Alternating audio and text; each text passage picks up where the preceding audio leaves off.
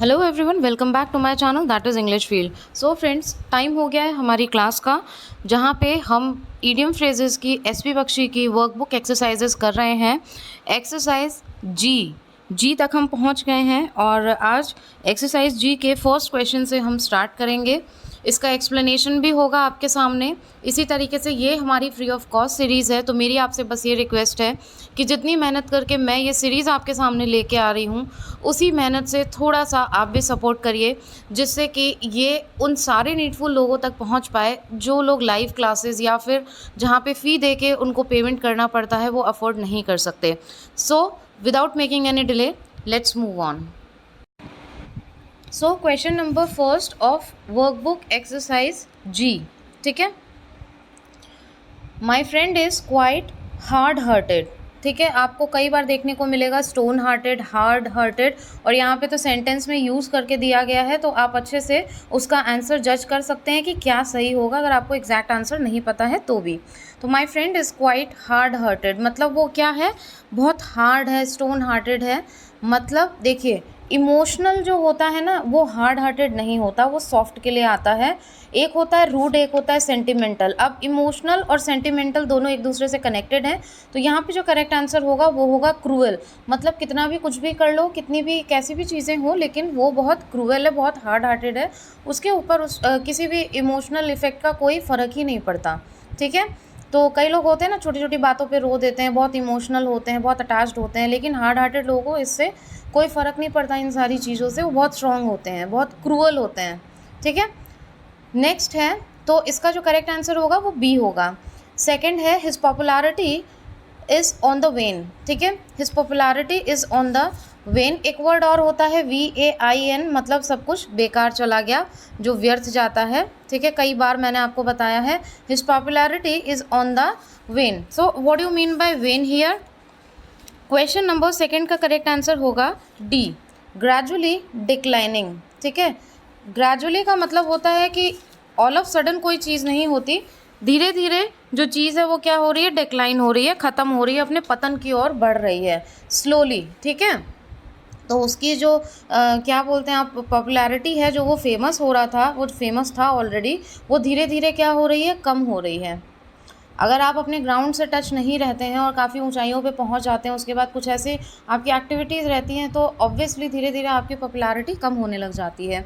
Then third है, he was in doldrums after the quarrel with his brother. Quarrel होता है लड़ाई झगड़ा या किसी तरीके का कोई डिस्प्यूट, ठीक है। तो ही वॉज इन डोल्ड्रम्स, डोल्ड्रम्स मतलब इन लो स्पिरिट्स। जब होता है ना, किसी से मान लीजिए आपका झगड़ा हो गया तो आप लो साउंड करते हैं। लो साउंड मतलब कि एक तो होता है एकदम चेरिशनेस की तरह आप किसी से बात करते हो, oh hello how are you, I am doing so well, ये तो हो गया जहाँ पे आप एकदम हैप्पी हो।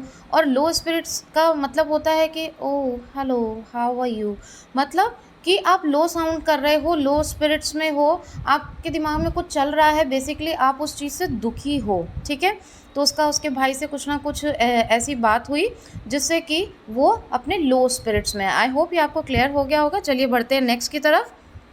फोर्थ है, if someone drops a bombshell दे, ठीक है। If someone drops a bombshell means have some big और बैड न्यूज़। अगर बॉम्ब शेल मतलब कि किसी के पास में कोई ऐसी बड़ी न्यूज़ है या फिर कोई नेगेटिव न्यूज़ है, तो वो होता है if someone drops a bombshell. Now C is the correct answer for question number 4। Fifth is, Sachin had a long inning in cricket, ठीक है। Sachin had a long inning, तो इसका करेक्ट आंसर होगा फाइन एक्सपीरियंस, ठीक है। Fine experience means ऐसा नहीं है कि 1 या 2 दिन का उसको एक्सपीरियंस है, 1 या 2 दिन की बात है। हर चीज़ें उसने अच्छे से क्या कर रखी है, उसमें एक्सपर्टाइजेशन हासिल कर रखा है। तो फाइन एक्सपीरियंस उसी को कहा जाता है जिसमें आप छोटी से छोटी माइन्यूट चीज़ों को भी जानते हो कि क्या इसके लू फॉल्स हो सकते हैं, क्या इसके गुड आउटकम हो सकते हैं या बैड आउटकम हो सकते हैं। इसीलिए मैं बोलती हूँ कि sometimes I make such kind of videos for like strategy, कि किस तरीके से आप 100% एग्ज़ाम क्लियर कर सकते हो, किस तरीके से आप गवर्नमेंट एग्ज़ाम क्रैक कर सकते हो। तो ये कोई ऐसी जड़ी बूटी नहीं होती है, ये सिर्फ एक एक्सपीरियंस का निचोड़ होता है जो हमने फेस किए होते हैं अच्छे या बुरे, जिनसे ये चीज़ें समझ में आती है कि ये चीज़ें नहीं करनी चाहिए और ये चीज़ें करनी चाहिए। तो उन सारे वीडियोस पे आपका काफ़ी ज़्यादा सपोर्ट और काफ़ी ज़्यादा लाइक भी आते हैं, आप पसंद करते हो, so thank you so much for that appreciation. चलिए क्वेश्चन नंबर 6 देखते हैं। We must work with all our might and main otherwise we cannot succeed. अब देखिए सेंटेंस में यही होता है, जो एफ वाली एक्सरसाइजेस हमने की थी उसमें आपको सेंटेंस नहीं दिए हुए थे, बट यहाँ पे सेंटेंस दिए होते हैं, तो आपको थोड़ा सा स्मार्ट वर्क करना चाहिए। आप जज कर सकते हो कि क्या चीज़ें हो सकती है, ठीक है। तो देखिए ये पार्ट आपका नेगेटिव बता रहा है, तो वी कैन नॉट सक्सीड, तो इधर वाला पार्ट पक्का पॉजिटिव होगा। We must work with all our might and main, मतलब पूरी पूरी ताकत लगा देनी चाहिए हमें, अदरवाइज हम सक्सेस नहीं हमको मिल सकती।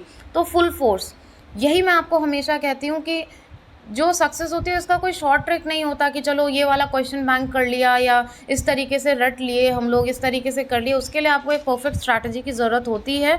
आपको अपना पूरी तरीके से आपको मेहनत करनी होती है, तो रिजल्ट आपको 100% मिलेगा ही मिलेगा, उसको कोई रोक नहीं सकता। तो इसका करेक्ट आंसर होगा ए, फुल फोर्स। नेक्स्ट है the sailors nailed their colours to their mast, ठीक है। यू नेल्ड इट, आपने कई बार सुना होगा, हम लोग बोलते हैं कि हाँ भाई तुमने कर दिखाया। सो इसका करेक्ट आंसर होगा टुक ओवर द शिप, ठीक है। C is the correct answer. Now 8 we had better batten down the hatches, the weather is unpredictable. एक होता है प्रिडिक्टेबल, जो आप, जैसे मैंने आपको बताया कि सेंटेंस का अगर नहीं दिया हुआ है तो आप आंसर प्रिडिक्ट कर सकते हो, तो प्रिडिक्टेबल जिसका आप अनुमान लगा सकते हो, अनप्रिडिक्टेबल होता है जिसका आप अनुमान नहीं लगा सकते, ठीक है। तो इसका जो करेक्ट आंसर होगा क्वेश्चन नंबर 8 का, फेस द ऑब्स्टैकल्स, ठीक है। फेस द ऑब्स्टैकल्स, ऑब्स्टैकल बोल लो, हर्डल्स बोल लो, प्रॉब्लम्स बोल लो, जो परेशानियां आती हैं, जो रुकावटें आती है, उसको हम कहते हैं ऑब्स्टैकल्स। तो उसने क्या किया, सारी चीज़ें उन ऑब्स्टैकल्स को फेस किया। Question number 9, it is difficult to have a sensible discussion with her as she flies off at a tangent. Tangent क्या होता है, जो एक रेखा होती है जिससे आप मीट आउट करते हो, जैसे ये।